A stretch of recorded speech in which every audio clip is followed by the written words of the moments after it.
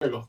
Buonasera Rasmus, vorrei sapere le sue emozioni, lei torna a casa ed è una partita importantissima per il Hvordan du har det Napoli. med at skulle spille Chi ha herhjemme? Sådan spiegato en vigtig al kamp. gruppo che atmosfera ti vivrà domani a Copenaghen? Grazie. Så er det nu, hvor jeg skal svare på dansk. Det er dejligt at være tilbage. Det er et specielt stadion. Det er et stadion, hvor jeg har mange gode minder. Både som FCK-spiller, men især på landsholdet. Det er, som man siger på italiensk, det er et caldo stadion. Altså, det er et varmt stadion.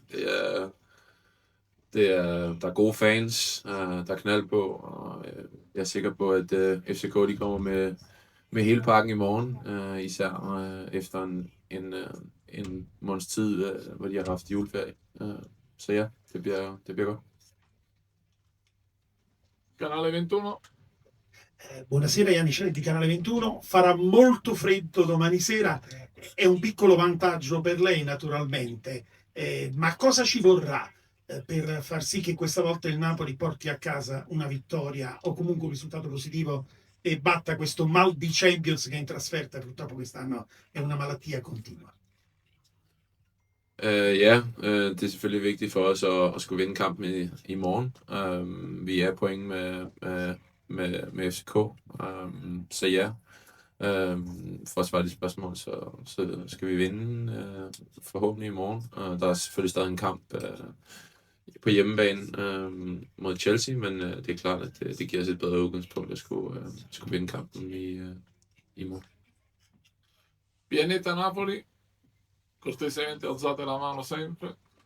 Buonasera Rasmus, Calcio Napoli 24. Ti volevo chiedere, è una situazione come gruppo, come classifica, come assenze che vi mette spalle al muro? È una situazione in cui vi ci ritrovate per poter dare qualcosa in più che vi stimola particolarmente? Grazie.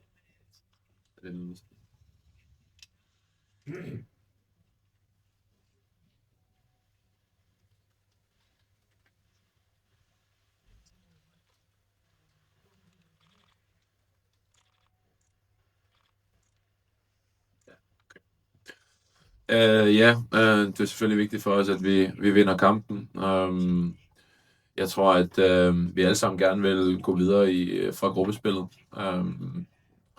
Vi er lidt hårdt ramt på spillere, men jeg synes stadig, at vi har en utrolig stærk gruppe og en stærk mentalitet, som gør, at vi forhåbentlig kan få avancement i Classifica, altså gruppespillet. Pianeta Napoli, poi Teleclub Italia. Sì, buonasera Rasmus. Lukaku è tornato con voi. Per te c'è la possibilità da qui a breve di poter giocare anche come seconda punta? Per te può essere un vantaggio giocare anche in questa posizione? Grazie. Ja, for mig er det lidt lige meget. Jeg forholder mig selvfølgelig til, at Romelu er en virkelig, virkelig god fodboldspiller og har scoret mål altid. For mig har han også været, selv da jeg var i FCK, var han en af dem, jeg kiggede rigtig meget på.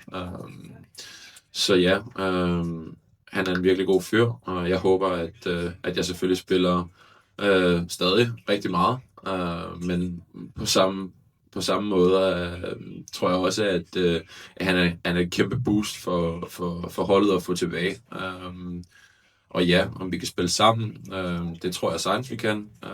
Han har vist før, at han kan spille både alene, men også sammen med en anden angriber. Og ja, altså nu er jeg tilbage i FCK for at snakke om FCK, så den måde jeg voksede op på, det var at spille med to angriber, så jeg har næsten ikke kendt andet end det. Så jeg kan både spille med en eller to, det betyder ikke det store for mig.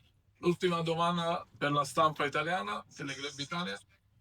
Salve, allora innanzitutto tac per il caffè sospeso che hai lasciato ai tifosi del Napoli e volevo dirti, il Copenaghen ha avuto un periodo di pausa, addirittura è riuscito a fare una preparazione in più, il Napoli invece viene da un tour de force e tanti infortuni. Siete preoccupati di questa differenza che ci può essere sul piano fisico?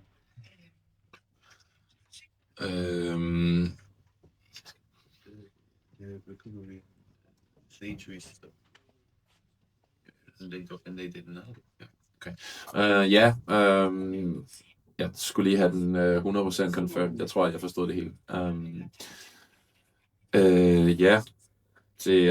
Du kan se det på mange forskellige måder. FCK har selvfølgelig haft en lang optakt til den her kamp, men samtidig så er de ikke i det samme flow, som vi er. Altså, jeg tror, du kan se det både på en positiv måde, og du kan se det på en negativ måde. Jeg tror på, at kvaliteten er i holdet til, at vi forhåbentlig skal få et resultat og forhåbentlig vinde. Selvom vi spillede for, nu er det i dag, så det er mandag, så det er jo 2 dage siden. Men altså, det er moderne fodbold. Vi bliver nødt til at forholde os til, at vi skal recover ordentligt, og vi skal være klar til kampen, fordi jeg tror ikke, at FCK de venter på, at vi er ordentligt recover. De kommer med fuld smadret. Rasmus, velkommen hjem til et vinterkoldt København. Tak. Hvordan er det at være tilbage i København i januar, og hvordan ser du frem mod at møde Parken i morgen? Jamen, tak. Jeg er selvfølgelig utrolig glad for at være tilbage. Jeg har glædet mig rigtig meget til den her kamp, lige siden at jeg vidste, at jeg skulle spille for Napoli. Der var, drawet allerede blevet gjort.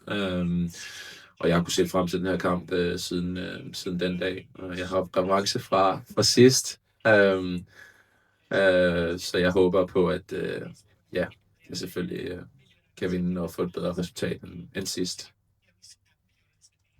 Rasmus, vi har lige lyttet til Jakob Næstrup og Andreas Cornelius her på pressemødet. Der var stor ros til dig, og specielt for den måde, du har gjort det på i Napoli. De synes, du passer rigtig godt ind. Cornelius, han sagde også, at jeg kommer nok til at sige til ham, at han skal slappe lidt af, både i forhold til hvordan du gør det i Napoli, men også i forhold til, at du jo trods nederlaget også fik scoret sidste gang, du var her i Parken. Hvad tænker du om de ord fra dem, og også måske har du en besked tilbage til corner? Jamen, det er selvfølgelig dejligt at få nogle rosende ord med på vejen. Nu gider jeg ikke at gøre det alt for fløde, men tilbage til Romelu er jo en af dem, jeg kigger på, så har Corner også været en af dem, som jeg har brugt energi på og ligesom at kigge på, dengang jeg var lidt yngre. De kaldte mig mini-corner på ungdomsholdene, så det er jo meget sjovt, at jeg så skal spille mod ham i morgen.